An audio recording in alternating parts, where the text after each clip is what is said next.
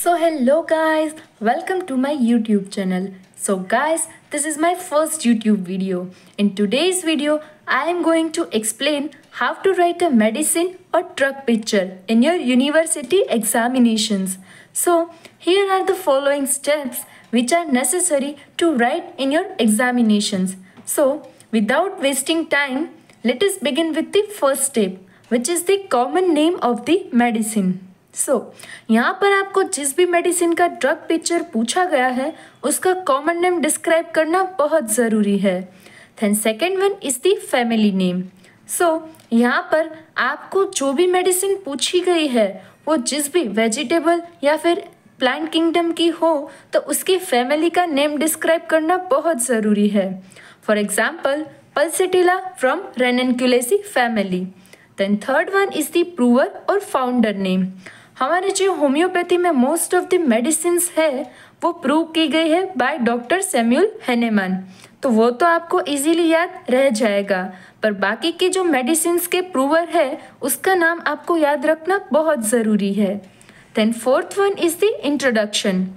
यहाँ पर आपको जो मेडिसिन है उसका ब्रीफ में इंट्रो देना है, यानी उसका जो हाईलाइटेड सिम्टम है पेशेंट का वो आपको डिस्क्राइब कर देना है शॉर्ट में. देन वो जो मेडिसिन्स है वो उसका कौन सा पार्ट है प्लांट का यूज़ होता है मेडिसिन के फॉर्मेशन में, वो सब छोटी डिटेल्स जो है वो आपको इंट्रो में डिस्क्राइब कर देना है. Then fifth one is the clinical features. तो यहाँ पर आपको क्लिनिकल फीचर्स में क्या करना है, जो मेडिसिन होती है उसके पर्टिकुलर क्लिनिकल फीचर होते हैं. पर्टिकुलर मेडिसिन के पर्टिकुलर कुछ क्लिनिकल फीचर्स होते हैं. तो जब भी कोई पेशेंट आपके क्लिनिक आता है तब आप उसको वो अपनी कंप्लेंट को नरेट करेगा और कहेगा मुझे ये है वो है. तो आपको क्या करना है, वो सब ऑब्जर्व करके उसको कंपेयर करना है कि वो कौन सी मेडिसिन के क्लिनिकल फीचर्स है. Then sixth one is the sphere of action. So what is the sphere of action? उसका मतलब ये होता है कि जो ये पर्टिकुलर मेडिसिन है वो कितने बॉडी एरिया को कवर करती है और कितने बॉडी एरिया में जो डिजीज़ हुआ है उसको क्योर करती है. तो मेडिसिन की जो इफ़ेक्ट कौन से एरिया पे होती है उसे हम कह सकते हैं sphere of action. Then seventh one is the pathogenesis. So what is the pathogenesis? Genesis का मतलब होता है फॉर्मेशन होना. जब डिजीज डेवलप होता है, कैसे डेवलप होता है, उसका ओरिजिन कैसा है, तो वो सब हमें किस में डिस्क्राइब करना है, उसकी pathogenesis. Then eighth one is the constitution. Constitution में मेनली 4 थिंग्स जो है वो इंक्लूडेड है. First one is the physical makeup. So physical makeup का मतलब क्या है, जब पेशेंट हमारे क्लिनिक में आता है तो उसका लुक, उसके हेयर्स हो चाहे उसकी आईज हो, वो अगर पर्सन ओबेस्ड हो या फिर लीन थिन डेबिलिटेड कंस्टिट्यूशन वाला हो तो वो सब किस में इंक्लूड होता है, उसके फिजिकल मेकअप में. Then second one is the temperament. Temperament एक अलग से गाइस थियोरी है, पर अगर आपको ना पता हो तो मैं इन शॉर्ट बता देती हूँ. टेम्परामेंट का मतलब क्या होता है, पर्सन का कॉम्बिनेशन होता है physical, mental and emotional state का, तो उसे हम क्या कह सकते हैं, उसका temperament. Then fourth is the relation with heat and cold. And ninth is the guiding symptom और characteristic symptom.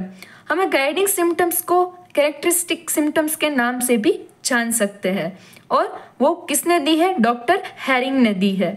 Then tenth is the elements from. Elements from का मतलब क्या होता है, causation या फिर cause. किससे जो कंप्लेंट्स है वो ज़्यादा बढ़ती है उसे हम उसका एलिमेंट्स फ्रॉम कह सकते हैं, या फिर कौन सी चीज़ है जिनका डिजीज़ को डेवलप करने में बहुत बड़ा रोल है. Then 11th is the particular. So what is the particular?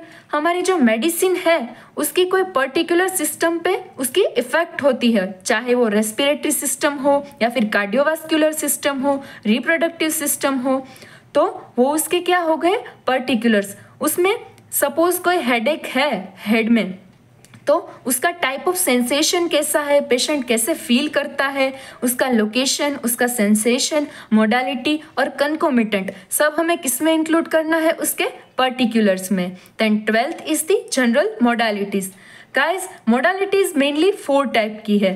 First is the general, second is the conditional और environmental and general and particular. Then aggravation and amelioration. So what is the aggravation? Aggravation मतलब एक condition जो patient के symptom की intensity है उसको बढ़ाता है, तो उसे हम क्या कहते हैं? एग्रावेशन। और एमेल्योरेशन का मतलब क्या होता है? कंडीशन जो पेशेंट के इंटेंसिटी ऑफ द सिम्टम्स है वो रिलीफ देता है, उसको हम क्या कह सकते हैं? Amelioration. Then 13th is the very easy, that is the relations. हमारे जो रेमेडी है उसका रिलेशंस और कहीं जो रेमेडीज है उससे कैसा है, मतलब उसका एकदम ऑपोजिट है या फिर सेम मैनर में एक्ट करता है, उसका स्टडी को हम क्या कहते हैं? Relations. So I hope guys आप सभी लोगों को समझ में आ गया होगा कि हाउ टू राइट मेडिसिन और drug picture in your exams. Video पसंद आया हो तो वीडियो को लाइक करना और चैनल को सब्सक्राइब करना मत भूलना।